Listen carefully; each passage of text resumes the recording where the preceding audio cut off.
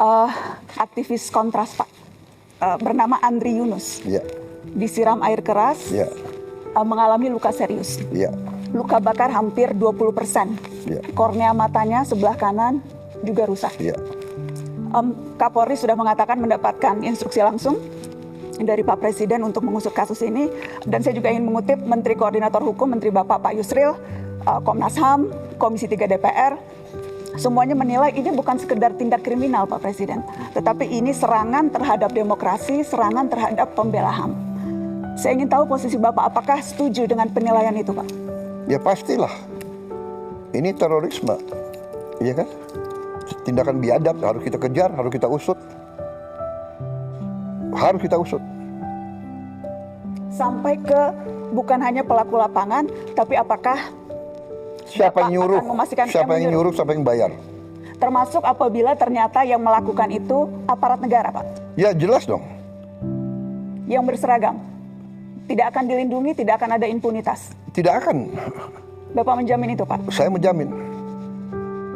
Tapi sebaliknya, kalau ini provokator yang bukan dari pemerintah, bukan dari aparat, jelas kita harus usut kok.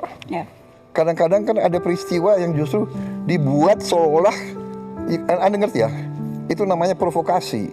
Itu ada di buku Mbak Nana, ada di buku intelligence, ada itu. Itu namanya false flag operation. Iya kan?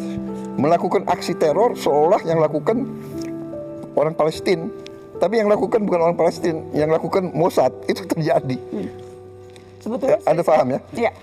Jadi sama juga ini. Ini mau mengarah bahwa rezim kita otoriter. Berarti Bapak tadi bicara secara tegas, tidak boleh ada warga yang diintimidasi, yang diteror karena mengkritik pemerintah. Tidak boleh. Jaminan langsung dari Presiden Republik Indonesia. Kalau wewenang ada, itu saya lakukan. Iya. Bapak, apakah memberikan tenggat waktu ke Kapolri Pak untuk pengusutan kasus ini? Ya, saya ini orang realistis dan saya orang yang adil. Dari segi kapasitas, kita biarkanlah mereka bekerja. Ya. Tapi tidak hanya Polri, banyak lembaga lain juga harus bekerja. Apakah Bapak terbuka dengan ide membentuk tim independen untuk membackup ini Pak? Kita bisa pertimbangkan. Kita bisa pertimbangkan.